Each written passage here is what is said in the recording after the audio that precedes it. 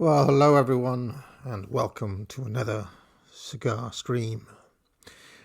I was considering doing tonight the second part of the Jordan Peterson rewrite, but I decided against doing that because, well, basically I got sidetracked.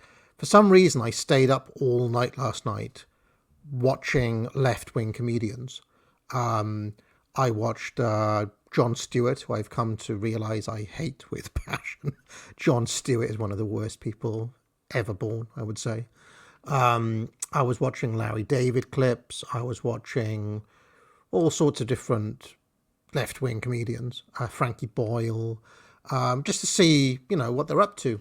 And then I went down a bit of a rabbit hole watching Stewart Lee stuff, which gave me the idea of doing this stream because it struck me that one of the absolute top weapons, if not the top weapon, that the left have is in fact their comedians, and the dominance that and the influence that comedians have on opinion formation.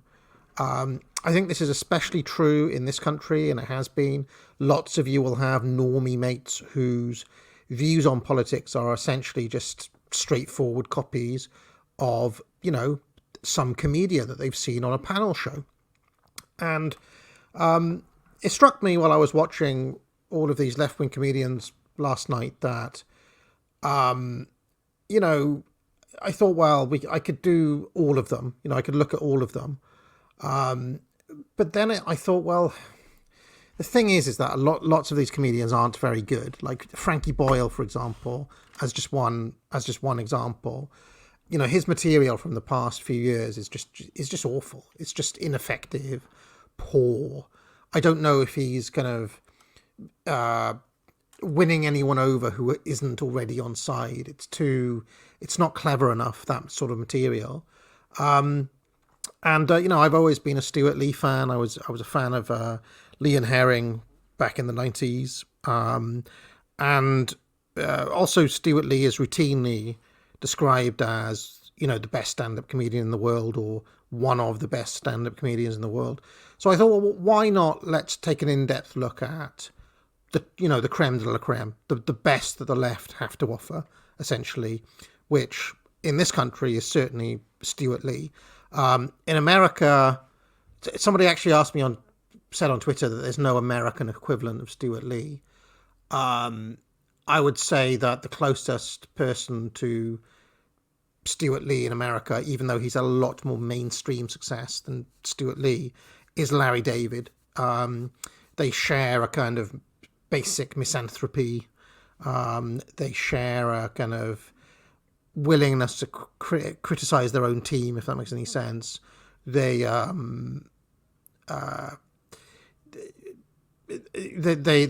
do they have other things in common as well, like deconstruction of comedic tropes and things like that kind of postmodernism. So yeah, so if I was to do an American version of this, probably Larry David would be the person I'd look at. Although it's a bit more difficult because, of course, he doesn't really do stand-up in the same way that Stewart Lee does. So everything is mediated through, a kind of sitcom scenario in the Larry David world, through something like Curb Your Enthusiasm, where you can always argue, well, Larry David, the character, is not Larry David, the real man, or something like this. Anyway, before I get going, I will say that I will probably do the Jordan Peterson stream. If not tomorrow, at some point, I'll do it next Monday. But I have reactivated the merit code to promote. I mean, honestly, people's logic skills and writing skills are now probably the worst that I've ever seen them online. Like the ability to construct basic arguments or to follow, basic logic from A to B is basically an all-time low. I see non sequitur arguments on a daily basis, and this is from like people who follow me. So really, I'm still on my one-man mission to try to sort this out while also paying the bills. So I have reactivated the merit code. It should work between now and whenever I do that Jordan Peterson stream, and then it will stop working the minute that stream is over. So it's promo code merit for 25% off. Merit, pure merit, such merit, merit, such merit, merit, such merit, merit, such. So yeah, the merit code works for the time being. All right, so Stewart Lee then. Who is he? If you've never heard of him, I'll just show you a picture of his face here, and some notes that I've made. I would people who follow me on Twitter, I tweeted this out and said you can kind of keep this as a bingo card. I've put together an hour and almost 2 hour show reel here that we're gonna watch through together, and I'm gonna pause it and comment on various different things he does. But Stewart Lee was part of a double act in the 90s called Lee and Herring. Maybe one day I'll do a deepest lore on the shows that they did back then, because they are interesting in their own right. But since about 2000, 2001, they have gone their own separate ways, and they each have kind of their own stand-up career. I think it's fair to say that Stewart Lee, of the two of them, has been the one to go on to greater success, although Herring has had his own successes. And he, how can I describe Stewart Lee? He's probably, he's like a kind of ultimate Gen X Daria, if I ever want to put it that way. He's very much in that Gen X sardonic, ironic mode, as you'll see when we start watching clips of him. He's, typically is he's always deconstructing things and kind of poking fun at everyday life and, social norms and things like that. But he's also, as we'll get onto, and this is why I'm looking at this is why I'm looking at him in particular for this stream, he's also extremely left-wing. He writes a regular column at the Guardian, and in terms of his political views, straightforwardly, I would say, normally left-wing. Yet he's got this way of approaching the topics, I think, that serve, they basically serve to bolster regime values in a way that is always oriented toward against the Tory party, which is something that a lot of left-wing comedians do. They get to be quote-unquote anti-system or anti-power simply by virtue of the fact that the Tory party exists. So he's always critical of the Tory party and things like that. So, and I think this is actually a common thing to the left in America and certainly in Canada. I saw Dave the Distributist tweet something out about how for the past 30 years, all of the problems in Canada come down to to their right wing. And basically that's what the left do in this country. So what's interesting though? What's interesting about Lee's, how can I say, basic disposition is that I would say that he will spot a lot of the things that have gone wrong in modern culture, or he'll draw attention to a lot of the same things that we would, right? But he's coming from the polar opposite end. I mean, we look at the modern world as living in the ashes, as a state of decline, as a place where there's no community anymore, where people are atomized. And basically, as far as I can tell, Stewart Lee signs up to all of that. He would agree with most of what I've just said there.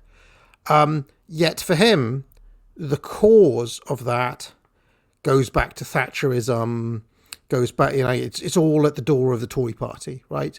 He doesn't draw a connection between kind of left-wing egalitarian values and the total state of the country. He puts it down to, the Tories taking away welfare from people, giving tax breaks to the rich, screwing over the poor, it's classic kind of left-wing talking points. Yet you end up in a weird way, you end up in the same place. It's just that he's laying the blame, with a different set of people than we would. So what are some standard Stewart Lee tactics to look out for? And I will start soon because there's a lot of stuff to get through. This is going to be a long stream, ladies and gentlemen, so strap in.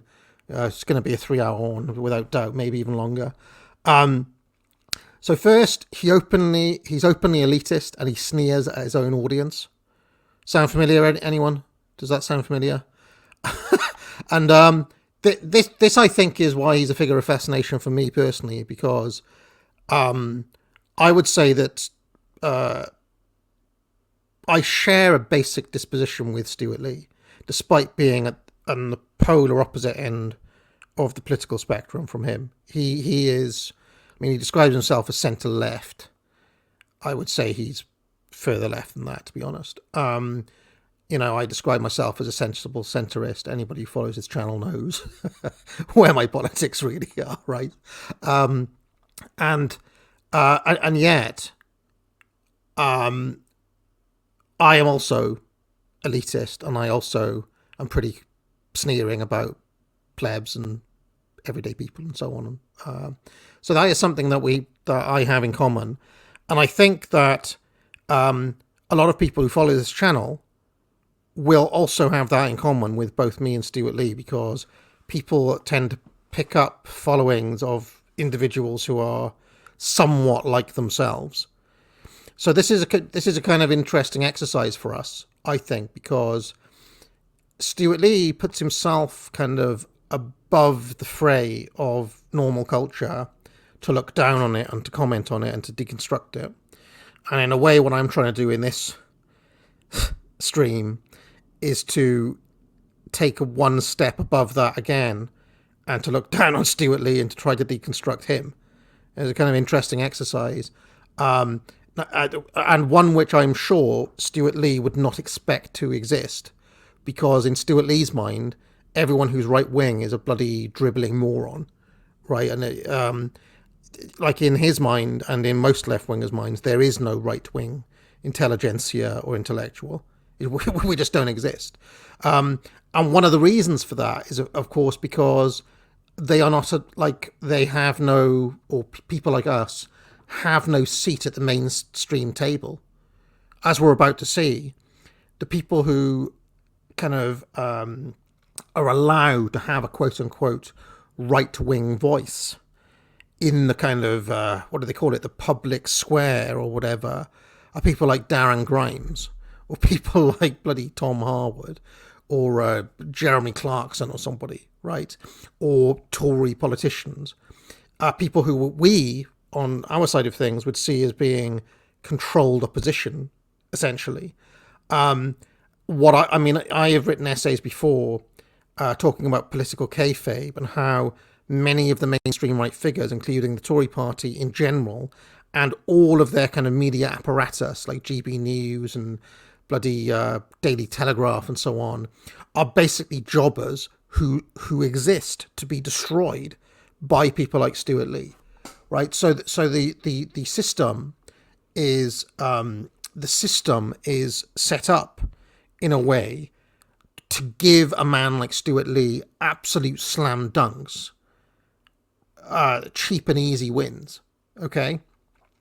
In much the same way that, like, in these spaces, it'd be like me, making videos every week where, do you remember when people used to like go and slam dunk on like SJWs, like, do you remember those days where people would just point and laugh at SJWs, like the kind of most stupid of the left, and you can get some, like, I don't know, fat blue-haired SJW feminist, and you just point at them and poke fun, and they're just easy slam dunks. And what I'm saying is that the system is set up in such a way almost to give intelligent left-wing people, of which Lee is obviously one, easy wins. And also wins that never get them to challenge or question their own kind of assumptions, which is something that we'll see. So anyway, that's the first thing that Lee does. He's elitist and sneers at his own audience. Second, he savagely mocks and criticizes other comedians, and therefore can present himself as above or in some way beyond the mainstream. And I've actually got a section where I've got Lee like criticizing mainstream comedians like BBC One or ITV comedian. You know, I think I've got him dunking on Ben Elton, Russell Howard, Frankie Boyle, and Jimmy Carr. Those are the four ones he has to go at. And also, who's that one who does like the big stadium? I forget his name now. Mike something. Who's that observational comedian? Michael McIntyre, is it? Michael McIntyre, right? So, in a way, Lee can kind of buy himself credibility and kudos by breaking that unofficial rule of having a go at other comedians. You'll notice in kind of showbiz land, you don't get people criticizing each other anymore. I remember a couple of nights back, I stumbled on that video of Morrissey, George Michael, and Tony Blackburn talking about Joy Division and New Order back in 1984. Amazing clip, by the way, if you haven't seen it. But it struck me that what was really unusual about that is that all three of them basically dissed Joy Division and New Order. Like none of the, like Morrissey was like, yeah, I don't really like Joy Division, to be honest. They're a bit shit.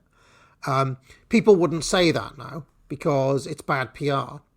And, you know, social media would be ablaze with, oh, Morrissey at war with New Order or something like that.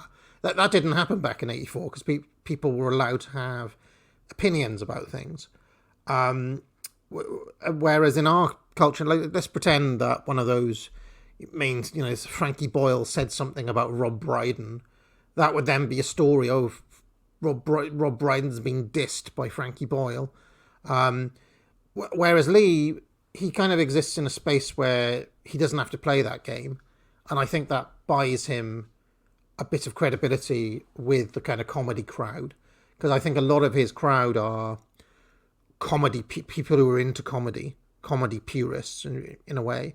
So, yes, that's an interest. That's a vital part of what gives him this position within kind of left-wing comedy circles, I guess.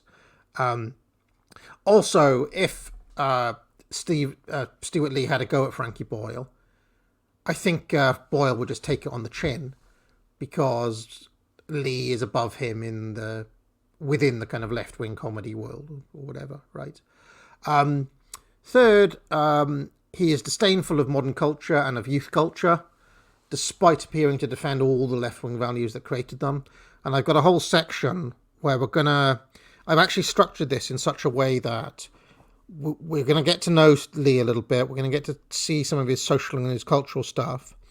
And then in the second half, we're going to get to his politics and how the same tactics he uses in the social, cultural side of things, he then brings into talking about politics and then kind of deconstructing right-wing views and making them seem like absurd on their face and things like that. Another thing that Lee does is he starts to deconstruct his own performances as well as the crowd in the room. This is a typical kind of Stewart Lee thing where he'll be in the middle of saying something and then he'll stop and then he'll draw attention to how he structured it and then he'll start to pick on various bits of the room. I think I've got some examples of him doing that in here as well. Most of his routines are postmodern and ironic, drawing attention to comedy tropes. So, you know, in just the same way that Quentin Tarantino movies are movies about movies, Stewart Lee's comedy is often comedy about comedy and about how comedy works. This is a kind of interesting thing because it means there's this kind of distance between the actual content of what he's saying and the form. And there's always this kind of ambiguous tension between those two things in Lee, right? Penultimately, he revels in the extent to which he is hated by the tabloid right and even internalizes their criticisms in a self-aware way. I would say this is actually part of his identity and his kind of self-consciously constructed identity, but like he just loves it. He, you know, if he gets like a bad review from The Sun or something, he'll just be like, he'll wear that as a badge of honor. In other words, he's happy to play the heel to the quote unquote right. Okay. You know, if people are getting like outraged by him or whatever, he's actually getting the reaction that he wants. He's kind of aware of that dialectical win, if you want, which is another thing I've talked about a lot that makes these things are actually powerful tools. They have like great destructive power, and they also have a power to kind of keep the people who are into these sorts of things within their ideological bubble, if you want, like not questioning any of their own assumptions. And then finally, as I mentioned, he scores cheap and easy points by factually, often correctly, by the way, pointing out the fakery of many silly claims made by right-wing rent-a-gobs. In other words, he destroys jobbers, right?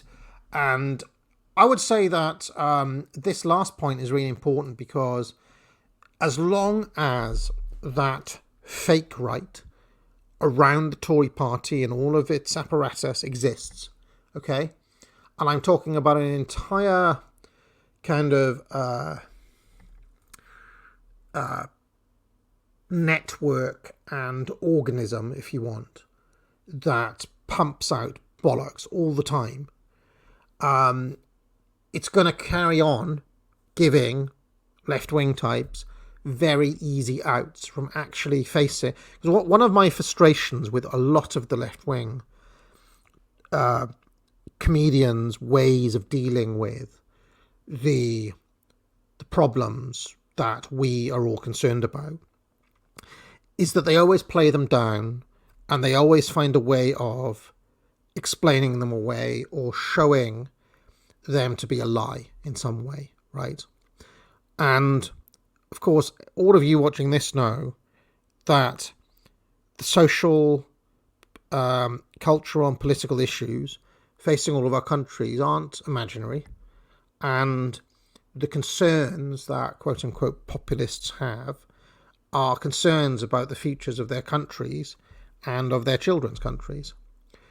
But these are very flippantly dismissed by these comedians, and I think they're flippantly dismissed because they're given easy outs by Tories, number one, and by the sort of vapid twats that are given platforms on GB News, right? And that's why I've started. I actually found I'm going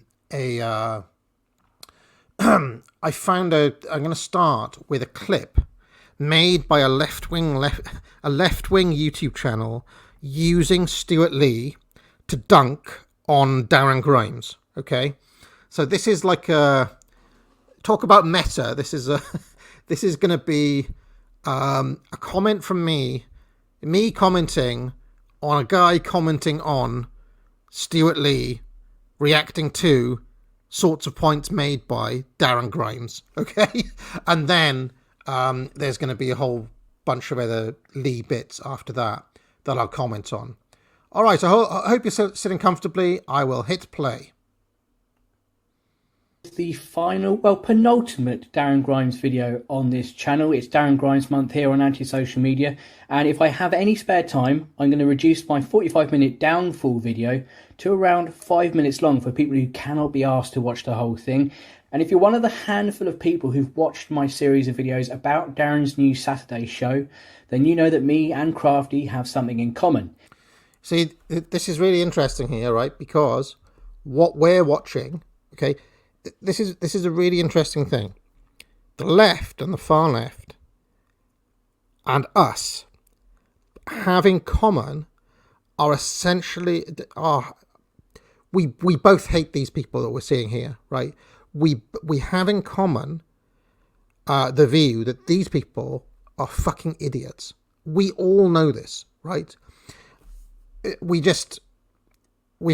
guess they don't know that we exist, for one. And if they did, they'd be horrified, by the way. And they'd pretend that we didn't exist because it's easier to dunk on these guys, right? But for us, these people are in the way. These people actually exist to block any genuine, proper right-wingery in the country. Because, they're fake. These people are fake opposition, as we know. And I think this clip I'm about to play perfectly demonstrates how somebody like Darren Grimes serves up cheap and easy wins for the regime, for the left, making all of us look like twats in the process, by the way, and, bolstering the profile of a man like Stewart Lee. Which is a very low viewership indeed. His latest addition to YouTube has got less than 3,000 views in just under 24 hours, which is pathetic for a man and a news station that relies on viral clips and incendiary rhetoric to bring people towards them. And the show keeps changing, just as I predicted, to make the poor presenters look a little bit better, right? For example, YouTube clips of the presenters used to be about 8 minutes long, which included the 1-minute monologue they did, and then other panellists basically tearing apart everything that presenter has said in their monologue. Now, they've reduced these videos down to just the monologue, so there's no actual pushback from other people in the studio. This is presumably to attract more gammon to the station with the big titles like I'm English, and whatever it is today. But that plan has already failed miserably. Just to explain what's going on, this is a left-wing YouTube channel called Anti-Social Media, who is commenting on Darren Grimes, the GB News presenter, who is right-wing, or quote-unquote right-wing, regime right-wing. And he uses Stewart Lee to kind of poke fun at Darren Grimes. And what I'm doing is I am analysing all of that as a kind of YouTube inception. Less than 3,000 views. Jesus. Not only that, but Darren has inadvertently owned himself by unironically turning himself into a stand-up routine by liberal, woke, commie, snowflake Stewart Lee. Let's have a look to see how embarrassing Darren can get in just 60 seconds as he explains we should be proud to be English. Now you're about to see the two monologues compared, starting with a snippet of Stewart Lee, followed by a snippet of Darren, followed by Stewart Lee, followed by Darren, and so on, with a few interjections from me and a few interjections from me, friends. You see? Inception. This is like, come on. I'm taking Deconstruction to the next level, Stewart, if you ever watch this. I don't know if you noticed yet, but the sound quality on my end is a bit poorer than usual because I'm not using the proper microphone because I can't be arsed. Sorry. Let's start with Stewart Lee. So I was in a cab on a Sunday night going from Waterloo to Hackney, and suddenly the cab driver turned round and his opening conversational gambit was to say this genuine sentence. He said, "These days you get arrested and thrown in jail if you say you're English, don't you?" Look, we've all done it. You're probably like me. Sometimes a cab driver, someone might say something like that and you go, yeah, just for a quiet life. Or if they go, my face is made out of electricity and ham, you go, yes, it's awful when that happens. My friend had that, an electric ham face. Or if they go, all mice are gay and they're from space, aren't they? You go, yeah, they're bloody gay space mice. I can't stand them. They make me physically sick. You're just, for a quiet life. But on this occasion, I thought, I wonder what he means. I said to him, what did you say? And he said, these days, if you say you're English, you get arrested and thrown in jail. I said, when did this come in? And he said, no, if you say you're English these days, mate, you get arrested and thrown in jail. I said, if you say you're English, you get arrested and thrown in jail. He goes, yeah, these days, he said. If you say you're English, you get arrested and... This is another Stewart Lee trope, by the way, which is endless repetition to the point where the audience is starting to feel uncomfortable. I don't know if I read that. I forgot to read the bit about the endless repetition, but You'll be just thrown in jail. So there is a forgotten, nay, a forbidden word that means more to me than any other, and that word is England. That's from Sir Winston Churchill, not my mouth, unfortunately, but I think he was absolutely spot on.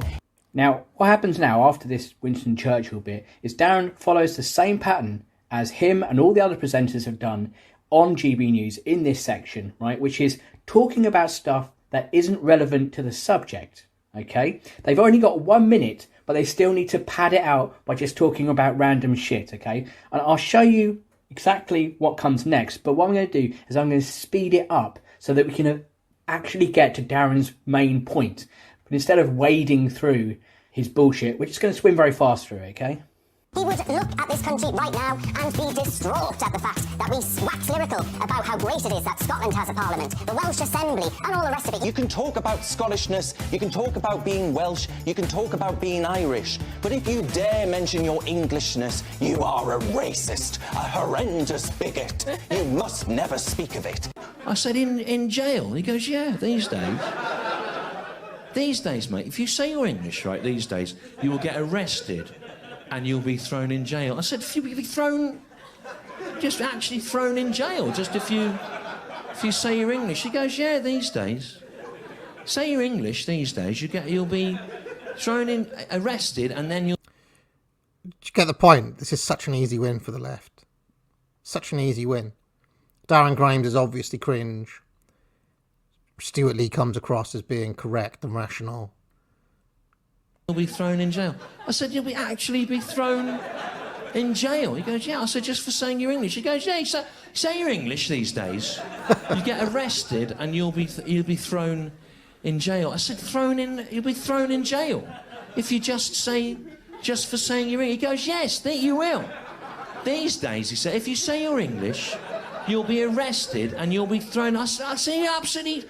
what you're saying, if you say you're English these days, you'll be arrested and thrown in jail. He goes, yes, these days. If you say you're English, you just say that, and you'll be arrested and you'll be thrown in jail. I said, you'll be thrown in a jail, and arrested, just if you say... But if you dare mention your Englishness, you are a racist, a horrendous bigot. You must never speak of it. And I say to hell with that. England is a great country. I am intensely proud to be from England. We gave the world Shakespeare. We've given the world so much that we should be so intensely proud of. Darren is so proud of being English that during a scripted monologue, which he wrote and presumably practiced at least once in front of a mirror, if he's not doing anything else in front of the mirror, and he can only think of one example of why he's proud to be English. Not a single example from any years that he's been alive, for example, nothing from recent times. One example, and that's Shakespeare. And I want to hear more about that. So tomorrow, I urge you folks, be like me, fly your flag, be loud, be proud, because it's about time that the English, like all four constituent parts of our country, were loud and proud. Woof, well, you could take a breath now, Darren. Jesus Christ. So yeah, I thought I'd start with that because we don't need to watch the whole thing, but I thought it was a good example of the sort of easy wins that the regime offers up to people like this. All right, so let's get to know some Lee clips. I'll just let this. I got a no-star review in the Daily Telegraph. I did. The bloke said, normally they give you one for turning up. The bloke said that I have contempt for the public, and if I understood anything about the sacrifices people make to come and see things, I would spare them my toxic scorn. And I do understand all that, and I just did it for a laugh, really. Which is within the remit of this job, isn't it? If you think about it for a second. That's another kind of interesting thing. about comedians, which is that because it's their job to be funny, and because they can play with irony, and because there's no expectation of a comedian to be kind of fully coherent in some respect, they can be ambiguous about all sorts of things. They're almost beyond criticism. It's kind of hard. If you want to start trying to criticize a comedian, it's like pinning down jelly in a way. Like someone like Lee can always say, well, I was just having, it was just a joke.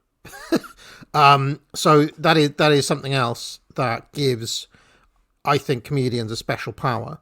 And it's people talk about the need to make culture and so on and so forth. I think comedy in general, certainly on this kind, there's a whole generation of people who were just like addicted to those panel shows and like Dave and things like that, who basically just get all their views from that sort of thing. So I do think this is an exercise worth doing. But let us now have a look at Lee criticising some other comedians. Talked about Jimmy Carr and Frankie Boyle. What I think's difficult about them is that I think they both really, really like jokes. And that's obviously a good thing for a comedian. But I think they both start with a punchline and they work back to a setup. Neither of them seem to have a coherent worldview. So what's confusing about Frankie Boyle is 1 minute people asking, does he ever criticise Islam? There is a whole bit that I've included here where he talks about exactly that. He's got like a whole bit designed around this idea that he doesn't criticise Islam. So we'll get to that when we get to it. Making fun of a handicapped child.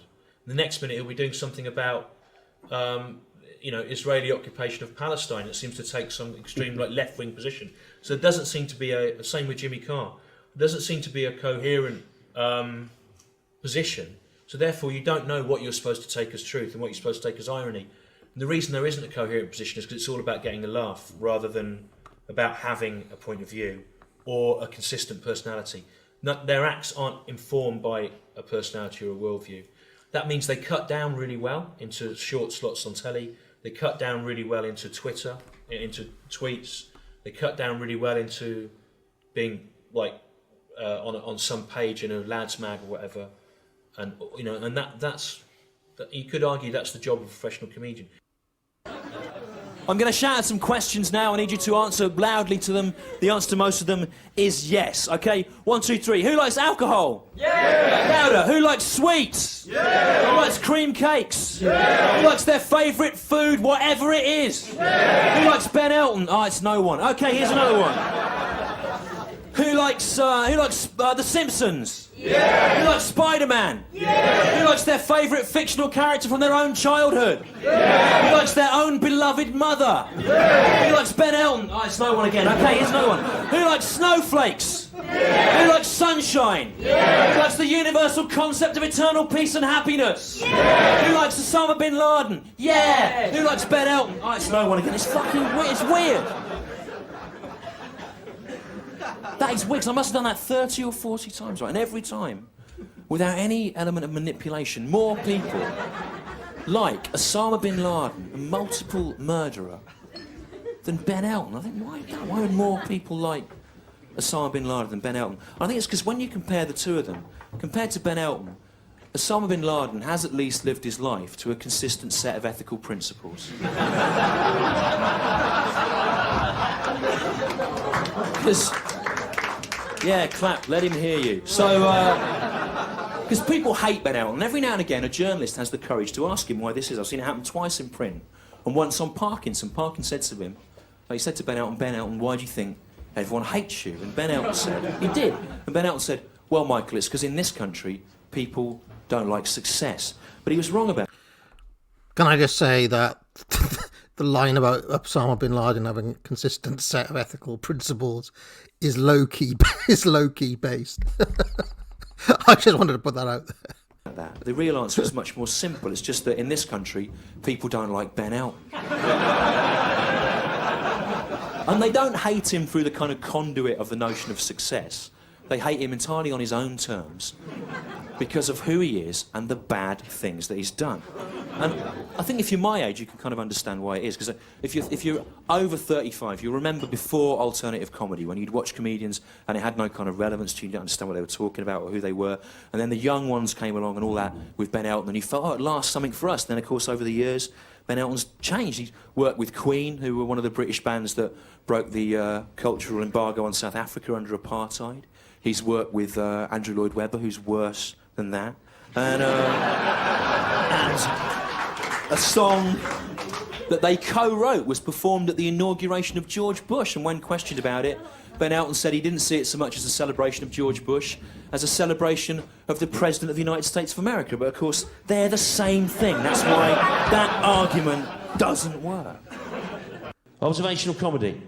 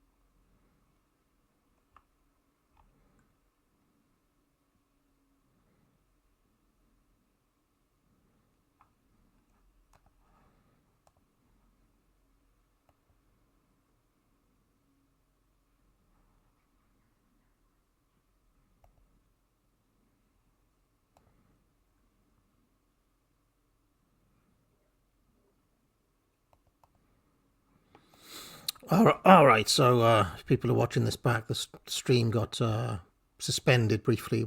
He'll come back. He'll come back. We'll rip on. Stay there. Put the kettle on. It'll come back. It'll come back. You've had this before. It'll come back. Just I don't know when. Let's lay it up in a different way, shall we? Let's have a look. We'll lay it up in a different way. Stupid copyright nonsense. It will come back, yeah. It will come back. It's true. We're just waiting for the stream to come back in.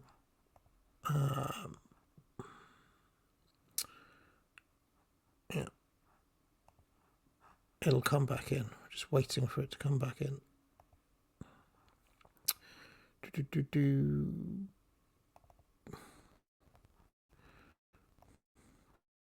It's come back. Yeah.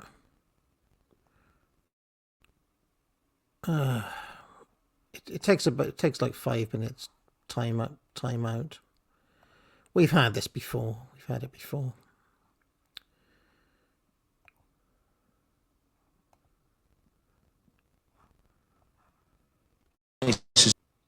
Everyone wants to live in. Then there's. We've had this before. Are we back yet? Are we back? We're back. We're back. All right, I may have to be a bit more careful then. Stop it a bit more and talk a bit more.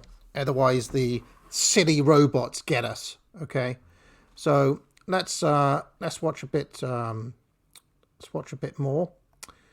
And what I'll do is I'll skip past these. I'll dump the long video I've made, and we'll just watch particular bits. So here is a bit of his. I'm going to have a look at some of his social stuff now, where you can actually see him kind of breaking down aspects of modern life and making kind of. I mean, he'd hate to be called an observational comedian, but it will.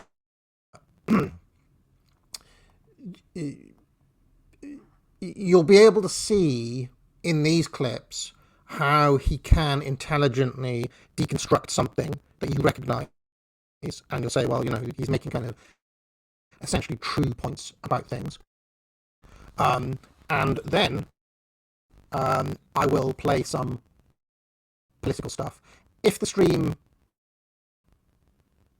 Oh, fuck's sake, why am I glitching? Oh, I hate doing this. Just work, for God's sake. Why is it glitching? Oh, fucking hell.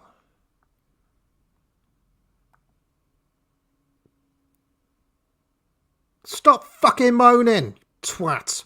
Right.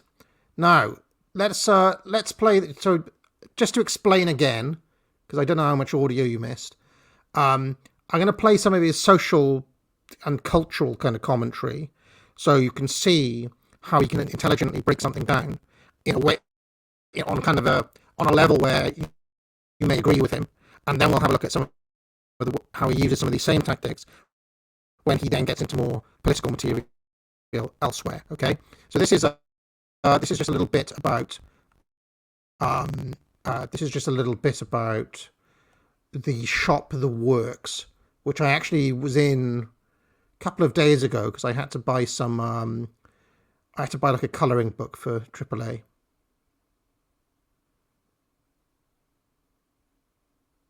But most places are just, they're all the same now. They just...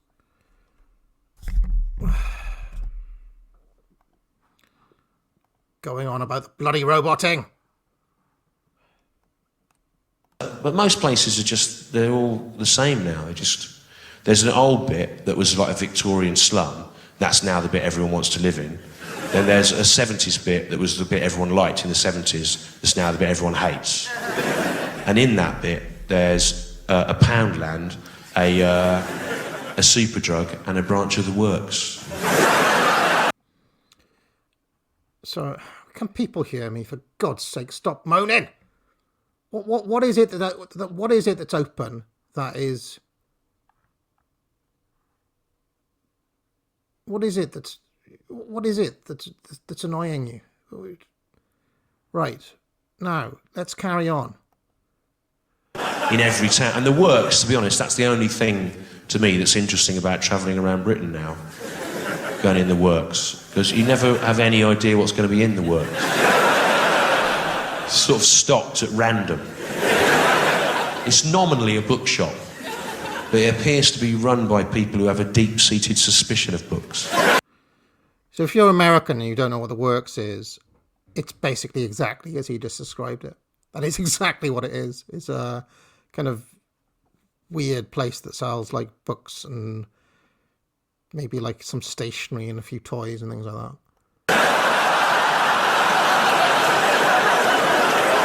And they'll do anything they can to stock anything other than a book. You go in the Works, is this a bookshop? Yes. Have you got this new Ragnarok by A.S. Byatt? It's won loads of awards. No. Have you got this new book, Savage Continent, about the aftermath of World War II? It's been, no. Have you got any novels? Dan Rhodes, he's got a new novel out, a novelist, everyone thinks he's good. No. I mean, they're much more likely to have something like James Corden's autobiography or like something like that, you know. Have you got a triple pack of 1930s Belgian horror films?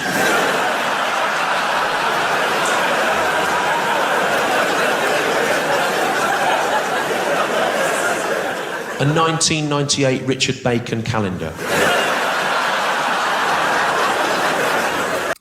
So that is basically very true. I'm now aware of the stupid YouTube streaming policies where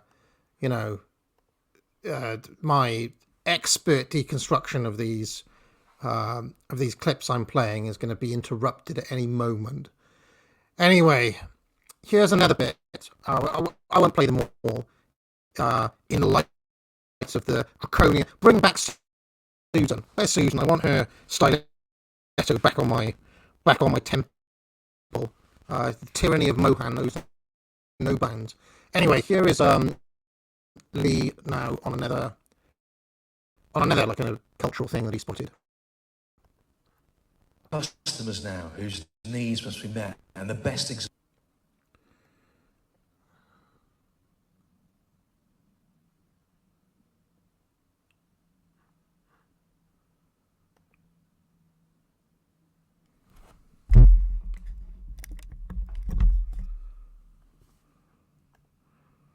Right, you're saying it's a mic cable. I might just fucking stop this stream. I've had enough. Where is it?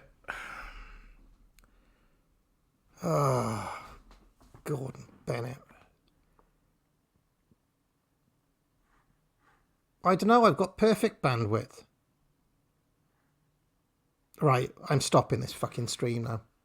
I'm going. I've had enough. Too much fucking moaning. But we're all customers now whose needs must be met. And the best example of this customer mentality, I think, I saw on the guest book of the TripAdvisor Holiday Review website. Now, I've got a 10-year-old boy, and he's a massive Doctor Who fan. And his favourite Doctor Who thing is not the multi-billion-pound Doctor Who world place in Cardiff Bay. It's a little museum in the cramped two-room cellar of a little cottage in the square of the Herefordshire market town of Bromyard. And this cellar is full of the eccentric owner's mad collection of Doctor Who props and costumes and sets all crammed in there. It's called The Time Machine Doctor Who Museum. And all around Bromyard there's posters of the TARDIS. It says The Time Machine Doctor Who Museum. And it is made abundantly clear that the Time Machine By the way, Doctor Who Museum. I'm talking to make sure that this doesn't get swiped by the dark hand of Mohan again. But I kind of like his set here. His set is like a kind of ashes of the 20th century.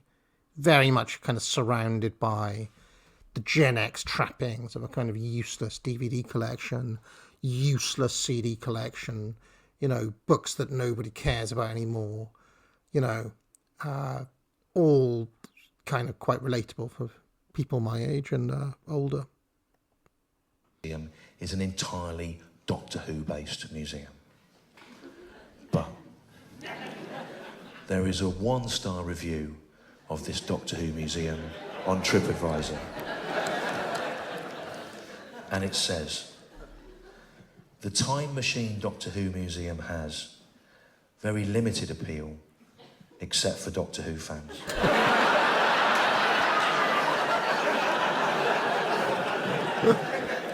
We were in and out in 25 minutes, and that was after going round twice. They went round twice. They went round once, and they couldn't believe how little non-Doctor Who content there was in the Doctor Who Museum. Thought if they went round again, they might see a diorama of the life of Isambard Kingdom Brunel, or an interactive display of the mating cycle of the Asian short-clawed otter. It's a Doctor Who museum. You can't complain that there was too much Doctor Who stuff in the Doctor Who museum. It's not aimed at you. Not everything's aimed at you. See, that's a point that Mr. D makes all the time. Not everything is aimed at you. Reminds me of an elderly relative who, on having gone to see Andrew Lloyd Webber's musical Cats, complained to me afterwards that she hadn't been expecting it all to be just about cats.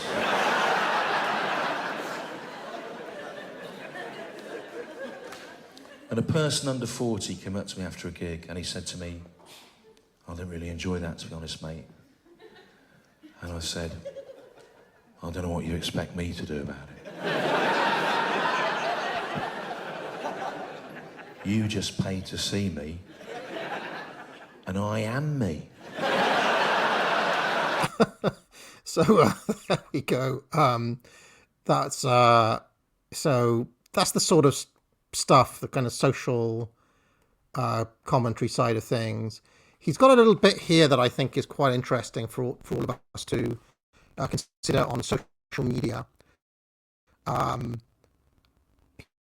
Here's a little bit. I won't play all of these because now I'm super paranoid about getting sniped by Mohan again. But let's watch a few of these and then we'll get to the political stuff soon.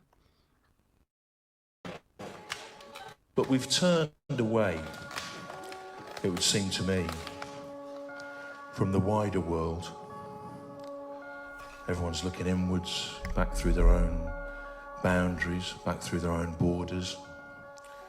And you have to pay for everything now. And nothing comes for free, except the last U2 album. So, yeah, it seems like when I open my, it's File Explorer. It's File Explorer that's causing my robot issues. Whenever I open a new file, it's causing something. You see, this PC is one of the most powerful PCs available to man, and yet it can't handle opening a bloody file without sending my mic into spasms. So, yeah, it's a Windows issue. It's a Windows issue. So, whether you wanted it or not, you know, like the Trojan virus. And I don't really... It's not that day. It's this actually did happen. Anybody with an iPhone was given a free copy of U2 new album. This was like a couple of years ago. Can't remember, I don't know when that happened, but it was like 3 years ago. They gave us all a free U2 album. I don't know what I'm supposed to say to any of you now, because you all live in a reflecting hall of digital mirrors made of Facebooks and Twitters and Snapchats and Instagrams and Deliveroos and selfies and WhatsApps. You're the kind of people who were run over by a bus because you were crossing the road whilst looking at a bus timetable app. And they say you shouldn't keep dolphins in concrete tanks because the endless sound of their own sonar bouncing back at them eventually drives them mad, like someone locked in an aluminium-lined cell, listening to an endless loop of every ill-considered 2 a.m. tweet they ever sent out. And that is you. You are the mental dolphins of now. You see, I mean, he is making some good points, I would say. He's making some good points about, well, I mean, we call it doom scrolling, but he's essentially saying, similar things.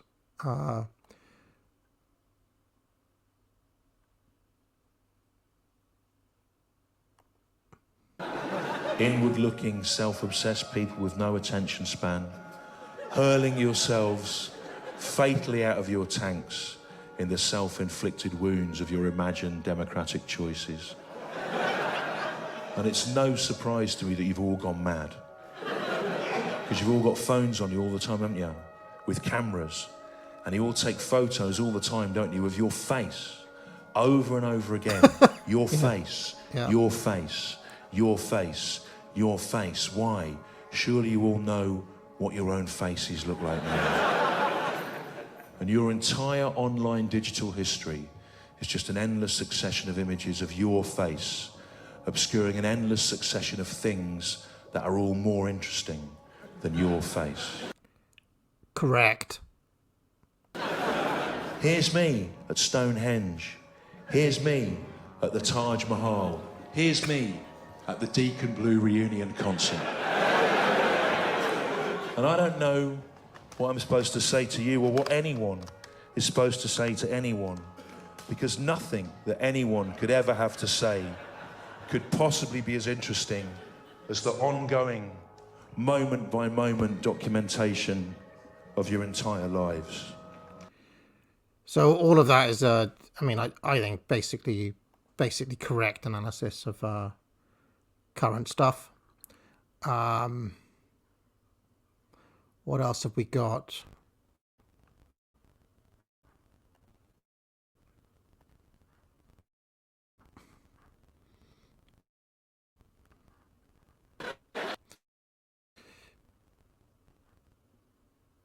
I'm just waiting for people to stop saying I'm roboting.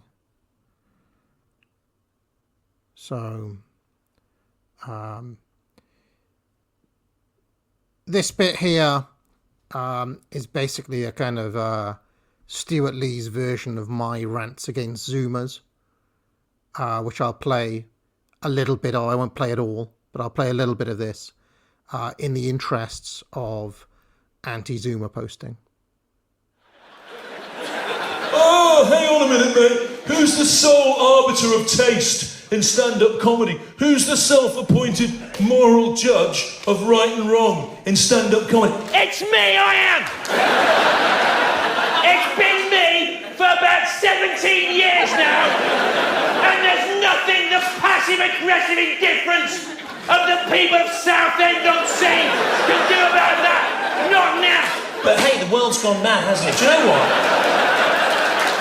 I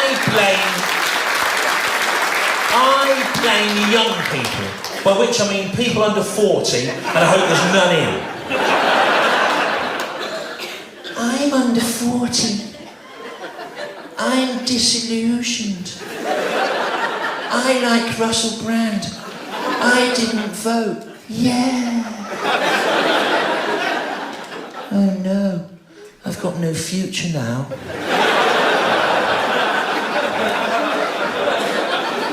Never mind, I've got this phone.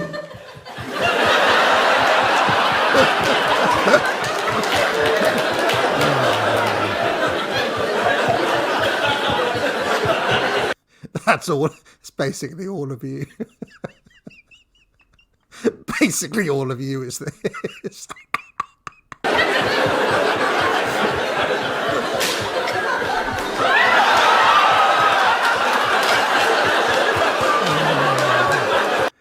I mean, this goes on for quite a long time, to be honest, but it's kind of quite funny.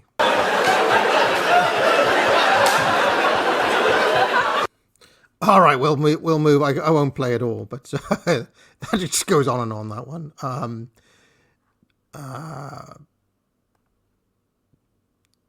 Let's have a look at this one.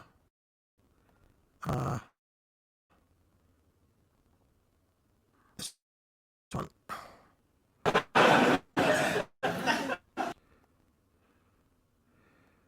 Okay, we'll wait for it to calm. It's another thing that happens, by the way, is that when I first add these, they spaz out a little bit, and then I can play them. My second favourite celebrity hardback is this. This is a book called My Dangerous Life with So Solid Crew. And it's by a man called Asher D. He was in Grange Hill. And he's one of these rappers they have now, the rap singers. I don't know if you've seen them. Yeah, you've seen them about, the rap singers. Yeah, I'm just pausing it to stop BBC complaining. That's all. So you've seen the rap singers on the top of the pops. They have them, don't they? They used to come on there, didn't they? The rappers, the rap singers come on the top of the pops. You've seen them on there. There'd be a young woman singing, and then one of the rappers would come on and they'd talk and do a little dance. You've seen them, the rap singers on the on the top of the pops there. Has it gone again? What's happened? Oh,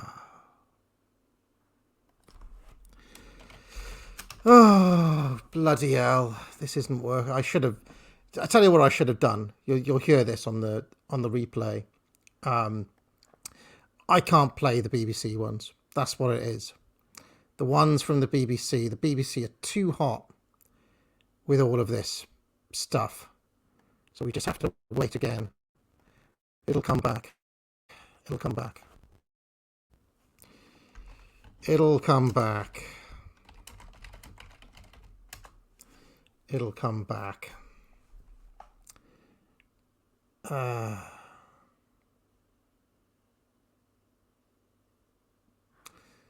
To do. It'll come back.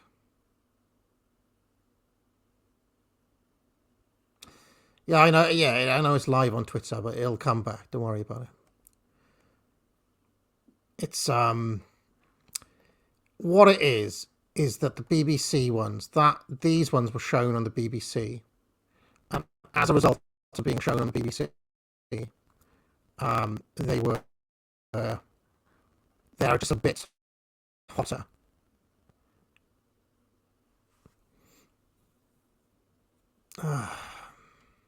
Yeah, they attack the throat, exactly. It'll come back. It just steams out for 5 minutes. I'm gonna go and get a Pepsi Max.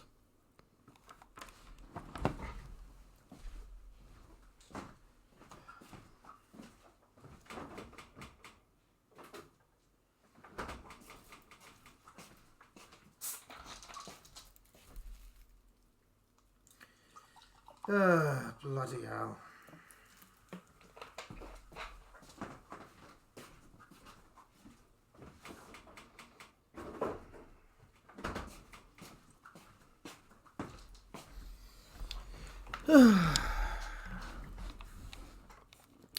Right, am I back? Can you hear me? Right, I've got my Pepsi Max. The trouble is that it's the BBC. Is that those clips I was showing are from? They were shown on the BBC, and it's the BBC's algo that is picking up on those clips super quickly. So I'm not going to be able to play them. What I should have done, but could not be bothered to do, is I should have made this as a video and not as a stream. I should have done it as a fucking video and premiered it, but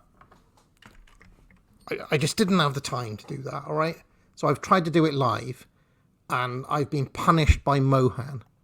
That's what's happened. Anyway, let us persevere. If it happens again, I'll shut the stream down. But let us persevere. So anyway, in that whole bit, he starts going through the book of the rapper Asher D, in which, in that book, he compares himself to Jesus. That's basically what happens in that particular bit. Okay. All right. So let us carry on. But the out. Do you know, tech issues are one of the worst things. They're one of the worst. They're one of the most annoying things that happens. But yes, Asher D from So Solid Crew compares himself to Jesus in that book, and Stewart Lee just pokes fun at Asher D from So Solid Crew and Grange Hill for doing that. This is a bit now. It seems like the bits from this particular gig, the content provider gig, are not getting as flagged as the BBC ones. So hopefully we'll be able to watch a bit more of this without getting sniped.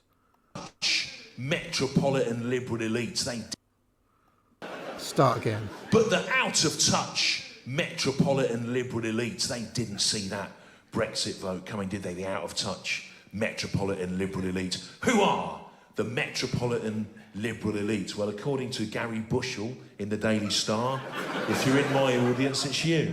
And never has that been less true than it is here tonight in Southend-on-Sea, in a hive of racists. So, who are the metropolitan liberal elite? The metropolitan liberal elite, I think, they're the sort of people who preferred the Labour Party in the 90s, when they looked like a load of coke dealers at an advertising agency, as opposed to now, when they look like Catweasel and his army of furious tramps, fighting each other to the death over the last bottle of Diamond White with a burning skip in a Lidl car park. Quite an accurate description of Labour these days, to be fair. He is describing the Blair voter, isn't he? He's talking about the Blair voter. But I live in London, in N16, North London, which is classic out-of-touch metropolitan liberal elite territory. N16, North London. This is how out of touch the metropolitan liberal elite are where I live in North London. The weekend before the vote, the Brexit vote, bloke I vaguely know, he sent out a tweet and he said, "Don't worry about the Brexit vote," he said. "I've just been out for brunch in a gastropub in Islington, and absolutely no one there's voting to leave."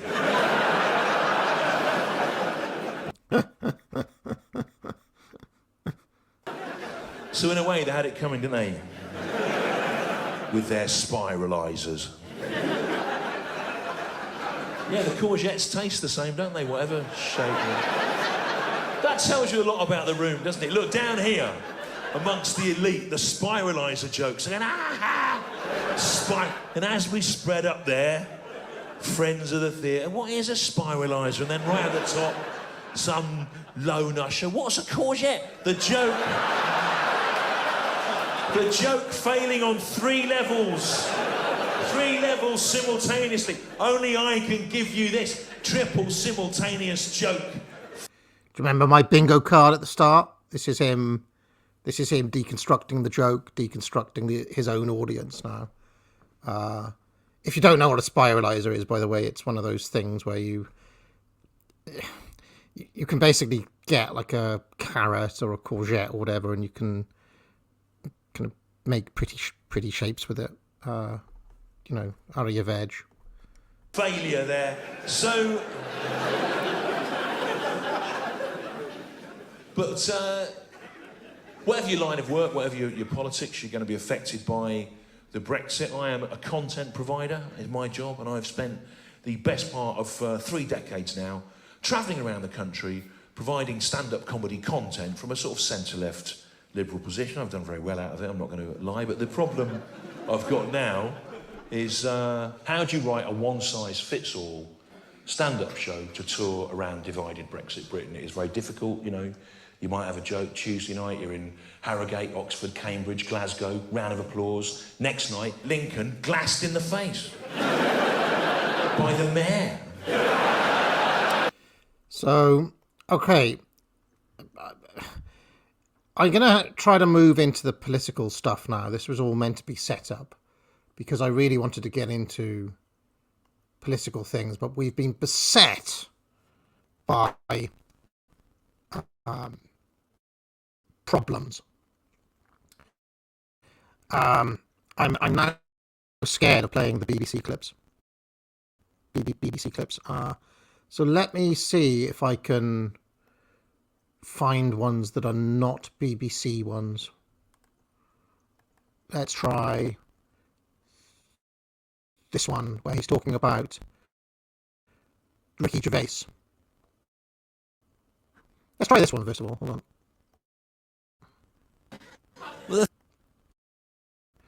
So he is one of the things about Stewart Lee is that he's kind of an ardent defender of fucking native Scot. What are you saying? Where are you, native Scot? I can see you talking about robots, you fucking twat. Get out of here. Go on, native Scot. Bugger off back to Scotland, where you can play Hunger Games up there beyond Hadrian's Wall. With television, I think, is it's increasingly incapable of dealing with anything thoughtful or serious, yeah? And a good example of this was this time last year, the celebrity Big Brother racism scandal. You remember that? There was an Indian woman in the house and everyone picked on her. Now, it was awful, but I was kind of fascinated by it because it showed us how television can't cope with a serious thing. And I sort of love the celebrity Big Brother racism scandal for that. I loved it for 3 main reasons. Firstly, I loved the celebrity Big Brother racism scandal because it meant that because of the bad racism, the show's official sponsors, the car phone warehouse, were contractually obliged to issue the following genuine press statement. This is a genuine press statement from the car phone warehouse. Racism is entirely at odds with the values of the car phone warehouse.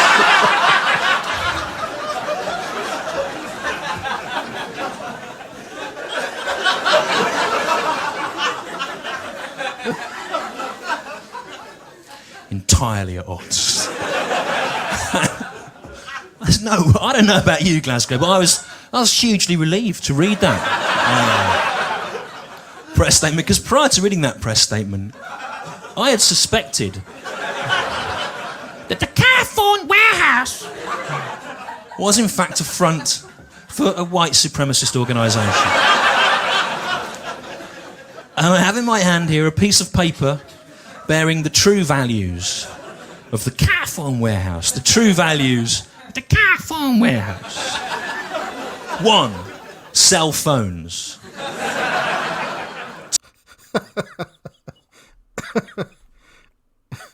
Oh, man. 2. Sell more phones. 3. Deny the Holocaust.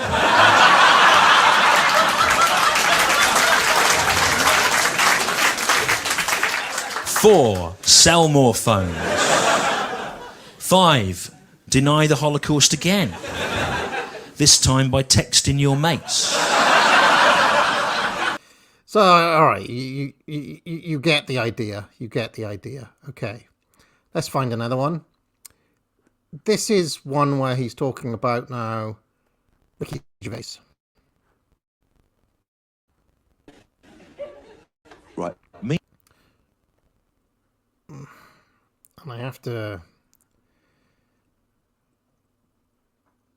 Your politics is a bit of a stretch, is it not, for the current government to say that we live in a kind of woke dictatorship where you can't say anything, when the highest office in the land, the Prime Minister, has, with impunity, called Muslim women letterboxes, gay men tank-topped bum boys.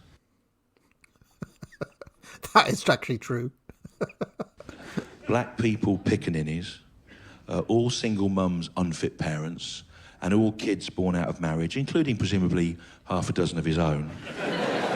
Ill-raised, ignorant and aggressive. If the politics doesn't work out for Boris Johnson, he can put all that stuff together into a tight 50-minute Netflix stand-up special. So this is actually now where we're getting into some of the stuff I was saying at the start here, where I think this... Oh, fuck's sake. Just fuck off.